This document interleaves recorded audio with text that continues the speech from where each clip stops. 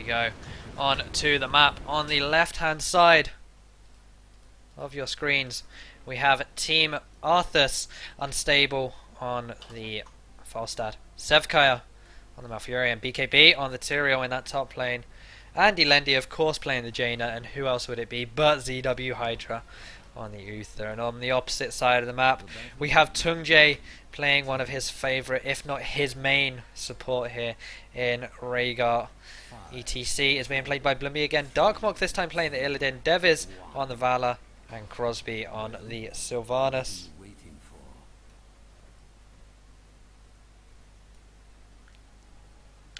As what level 1 tactics are we going to see? It looks like it's just a fan out of players. We have the tri-lane going towards top here, which Sevkaya could have a little bit of an issue with.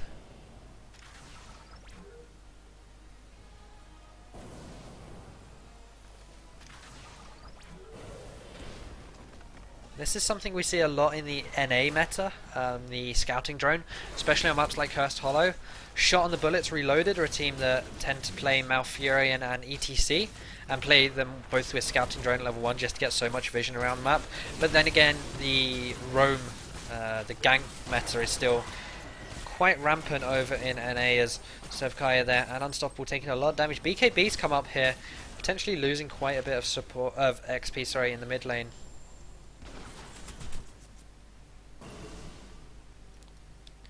As he is now back down here. Uther could potentially have a little bit of trouble here in this bot lane up against ETC. ETC does of course get those power spikes at 4 and 7 a lot more evident than Uther, that echo pedal and of course the guitar solo. We actually have Andy Lendy here trying to come and gank onto Darkmok. Still 2 players in this top lane trying to deal with the push, as BKB just baiting Darkmok here, but he's just gonna jump straight over. BKB trying to follow him, but not able to get too much damage down. And there it is, of course, the Winter's Reach. Increased range of Frostbolt by 30%. The classic build now coming out of Andy Lendy. As Sevkaya in this top lane alongside Unstable, trying to do their best. Andy Lendy's now up here as well. Just going to be clearing the wave, stopping the Sylvanas push, and that trait being activated on the towers.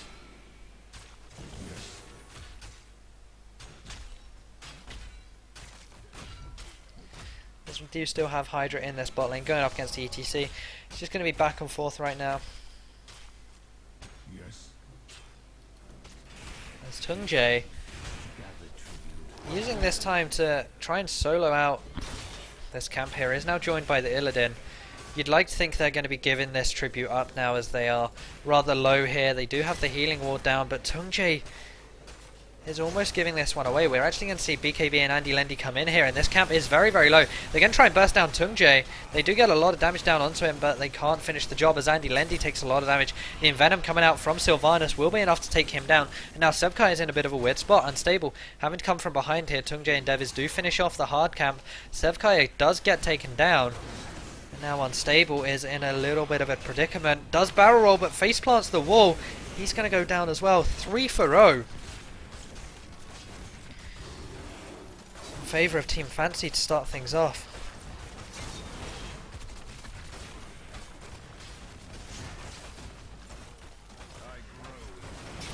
There's Andy Lendy now coming up to try and clear this with the Blizzard and the Cone of Colds, but can only do so much. Darkmok going pretty deep there. Lucky for him he didn't get snared up. Did get out just in time. They're going to mount up and back away from this one. But even though that was a 3-0 trade, Team ArthasS did find themselves grabbing the tribute. And that's pretty good, because this next one they'll find it hard to contest on the basis that, although we're going to see Unstoppable actually fly down here, stop Blumby going in through that way, just delay them a little bit there. But Team Fancy, they're going to be level 7 soon. This tribute not really worth contesting. They've already got the first, don't want to contest. It's in ArthasS don't want to contest it. It's in Fancy territory as well. Just want to play it a little bit safer there. So we actually have Andy Lendy getting dropped very low here. Darkmok finds that kill, then flips back. Unstoppable is now here in the mid lane, however. Healing ward going down. Dev is joining them. BKB going to go down, as is Unstoppable. And this game is going all the way in favour of Team Fancy 6 kills to 0 now.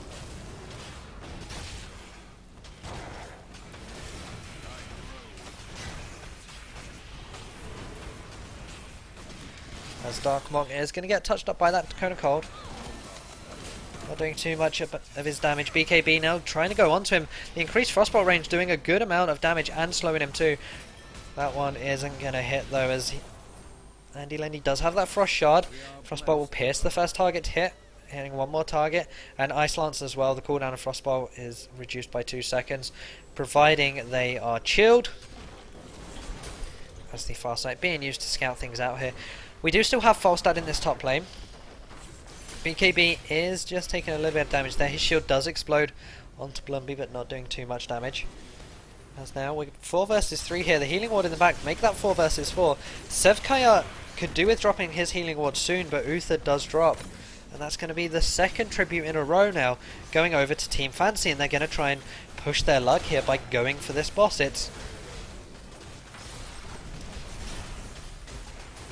It's a bold move here, as BKB is now going to go scout this one out. But what can they really do about this here? They're a level behind, almost a heroic behind as well. Unless BKB goes in and tries to stop this, but as soon as this boss does indeed fall, they hit level 10, the heroics come in, and that was a really, really nice move, knowing their power spikes there and their timings. Team Fancy, and these heroics are of course the Metamorphosis, the Wailing Arrow.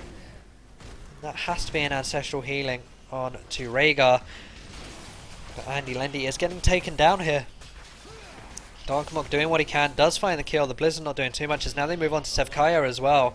Snare does prevent Blumby chasing any further. We have the Rain of Vengeance from Valor, Ancestral onto Rhaegar. And you'd like to think Stage Dive on ETC, but it could be Mosh Pit. They are going to grab themselves a boss here. Bottom fort did fall, as will the Fountain, and potentially the tower as well, with only 2 players defending this. No, tower won't go down to about half HP, not even that, but the top boss did get taken, and this could be the 3rd tribute as well for Team Fancy. Uther and Tyrael so far away from this one.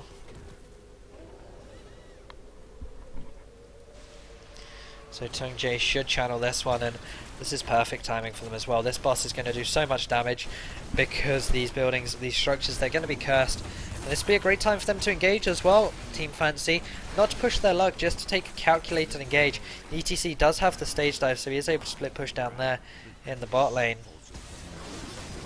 As a lot of damage actually goes on to Unstable. Wailing Arrow goes through as well. Puts Andy Lendy and Unstable down to about half HP each, as this boss doing a lot of damage now. And there is the Judgment coming in onto Devis, but the Ancestral Healing is good. BKB taking a lot of damage in that front line. Unstable in the back line. Divine Shield having to be used onto him as well, as they now trying to get onto Andy Lendy. Uther has gone down, but he is able to of course keep his team topped up in heals. Darkmog going pretty deep, is able to use that evasion to try and get out. The heals coming out from Tung Jae as well. They are going to try keep going on to Darkmog, but he is able to flip over the keep, and now they could keep on going with this boss, but they're going to rotate towards the mid lane, extend their XP lead even further. This mid fort's going to fall, and then they'll look to take a few towers with this one as well. Really nice. The Ancestral was spot on. They weren't able to burst Darkmog down. They tried their best, but just wasn't enough. The Judgment, the Ancestral, but there wasn't enough Jaina damage in the back there that actually landed onto Darkmog, and it allowed the Ancestral to come through, top him up, and then it meant that Illidan could just go so deep. We have the level 13 talents as well. Healing Surge on Rhaegar. Primary target increased by 25%. Now, Rhaegar alone isn't the strongest of solo healers when you compare him to the likes of Uther, to Malfurion, even Brightwing arguably. So you just add that little bit of extra heal there in the Healing Surge instead of the Feral Lunge. As we see, this Bruise Camp being taken away now. 14 Fancy, level 14 to 12, still the talent advantage, 2 level advantage. And again, a great time for them to fight while they do have this slight lead.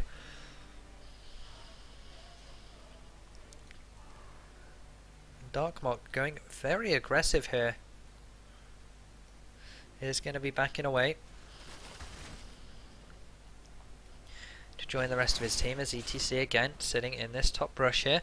Does have his stage dive up, Not quite sure he knows exactly where Unstable is, but Malfurion's up here as well, but I don't think it'll be enough to kill Blumby here. They, yes, get a lot of damage down onto him, but in the mid lane, they're going to force the engage 4 versus 3.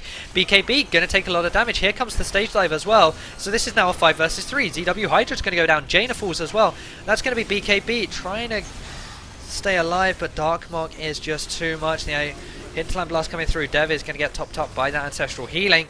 And this is going to be mid keep going down, and they could look to end the game here as well. Darkmog going deep on Sevkaya, and they're going to start hitting the core here. Darkmog, though, is the one tanking.